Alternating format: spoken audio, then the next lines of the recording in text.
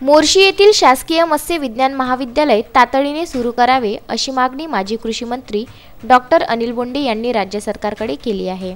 मोर्शी शहराच्या मध्यभागी असलेल्या अप्पर वर्धा वसाहतीत शासकीय मत्स्य विज्ञान महाविद्यालयाचं भूमिपूजन ऑक्टोबर 2019 मध्ये पार पडलं होतं। हे मत्स्य विज्ञान महाविद्यालय यावर्षी तातडीने सुरू करण्यात यावं अशी मागणी माजी कृषी मंत्री डॉक्टर अनिल बोंडे यांनी केली आहे। मोर्शी येथे माननीय देवेंद्रजी फडणवीस यांच्या सरकारमध्ये मत्स्य विज्ञान महाविद्यालय मंजूर झाले होते। त्याचा शासन निर्णय सुद्धा निघाला। जलसंपदा विभागाने अप्पर वर्धा धरणाची मोर्शीमधली 5 एकर जागा हस्तांतरित सुद्धा केली। भूमिपूजन सुद्धा झालं।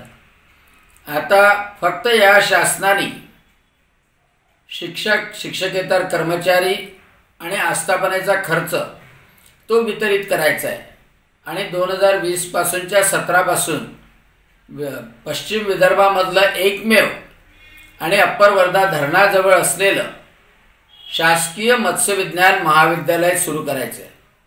माझी विनंती आहे मुख्यमंत्री उद्धवजी ठाकरे यांना की मोर्शीमध्ये मत्स्य विज्ञान महाविद्यालय सुरू करण्याकरता तातडीने त्यांनी शिक्षक, शिक्षकेतर कर्मचारी आणि आस्थापना खर्च मंजूर करावा आणि विदर्भावर अनेक वर्षापासून जो अन्याय होत होता, जो देवेंद्रजी फडणवीस सरकारने दूर केला, तो अन्याय दूर करण्याच्या प्रक्रियेत मदत करावी।